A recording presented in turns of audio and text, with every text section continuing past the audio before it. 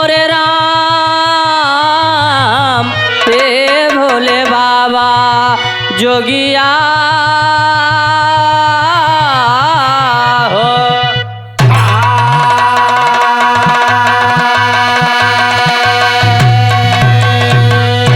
ए भैया नवरात्र के महीना चलत बा, दरबार माई जी के सजा बा।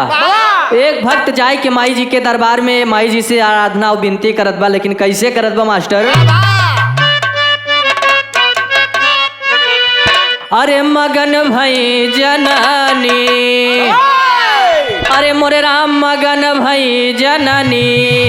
और सजा है दरबार हो मगन भई जननी, सजा है दरबार हो मगन भई जननी, सजा दरबार है मगन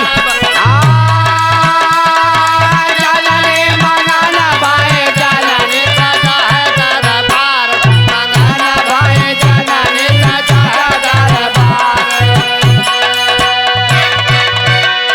जग के उद्धार बदे आई देवी रूपा, जग के उद्धार बदे आई देवी रूपा, जग के उद्धार बदे आई देवी रूपा। कामी खल पापी खातिर सकति स्वरूपा, कामी खल पापी खातिर सकति स्वरूपा, कामी खल पापी खातिर सकति स्वरूपा। अत्याचारी दानव बदे,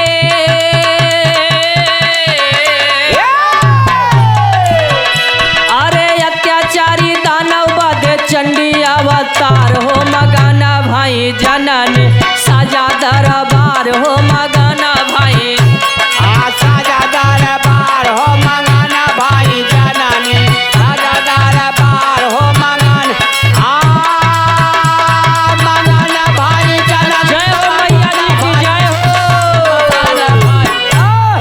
सजा दरबार हो मगन भाई, ऐसे कृपा बनाए रहा माई, दरबार हो मगन भाई जननी। महिषासुर शुंभवानी शुंभ जैसे घातिया, महिषासुर शुंभवानी शुंभ जैसे घातिया, महिषासुर शुंभवानी शुंभ जैसे घातिया। तांडव मचाए बोझल भाई ले धरतिया, तांडव मचाए बोझल भाई ले धरतिया, तांडव मचाए बोझल भाई ले धरतिया। अरे मारे ऐसे पपियन का,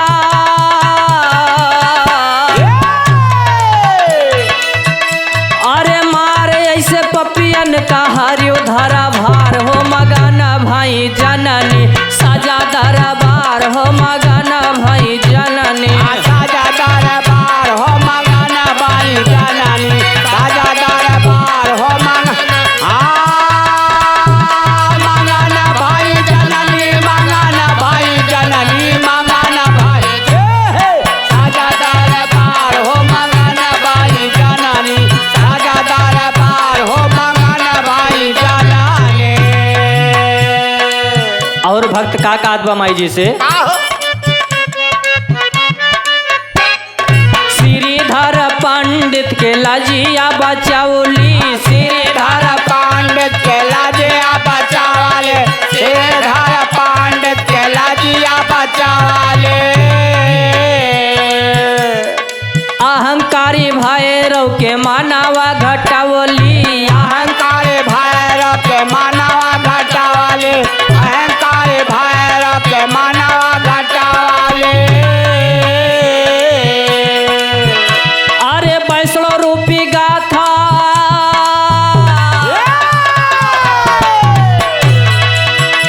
अरे वैष्णव रूपी गाथा माई गावे संसार हो मगन भाई जननी, सजा दरबार हो मगन भाई जननी,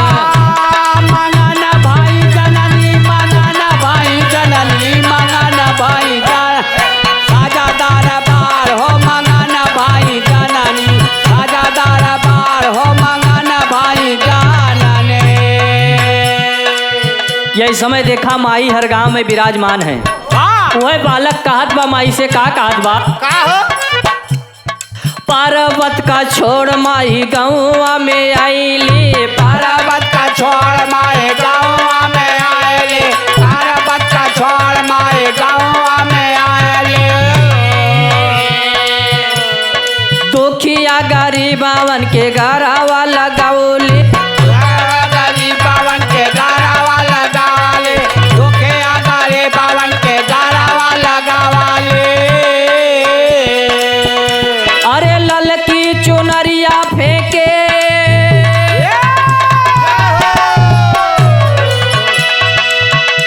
अरे ललकी चुनरिया फेंके दया के फुहार हो मगाना भाई जननी साजा दरबार हो मगाना भाई जननी राजा दरबार हो मंगाना भाई जननी राजा दरबार हो मंगाना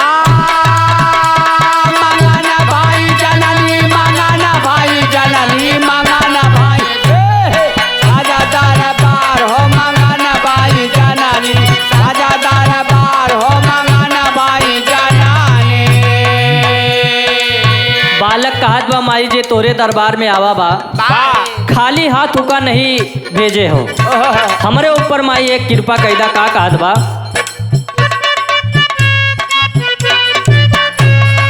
तोहरी कृपा से बांझ पावेली लालानवा तोहरी कृपा से बाज पावे लीला लानवा तुहारे कृपा से बाज पावे लीला लानवा श्राद्धा से मांगा पूरा होई हर सपनावा श्राद्धा से मांगा पूरा होए हर सपनावा राधा से मांगा पूरा होए हर सपनावा अरे नैया लगावा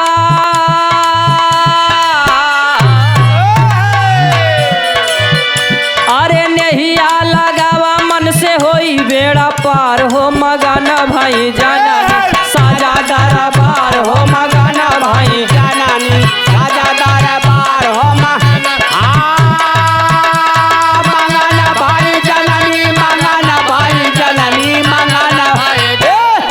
राजा दरबार हो मंगाना भाई जननी राजा दरबार हो मंगाना भाई जननी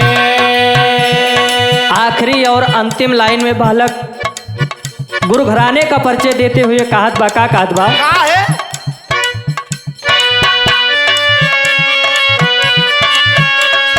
गुरुवर माधव दास का परम पद दिलावा लो गुरुवर माधव दास का परम पद दिलावा हालो गुरुवर माधव दास का परम पद दे हालो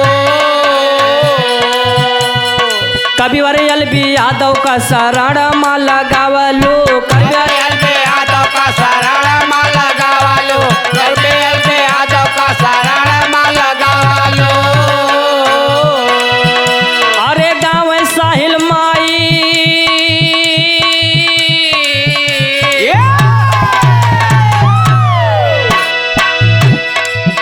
अरे गाँव साहिल माई तोहरी महिमा या परम्पार हो मगन भाई जननी साजा दरबार हो मगन भाई राजा दरबार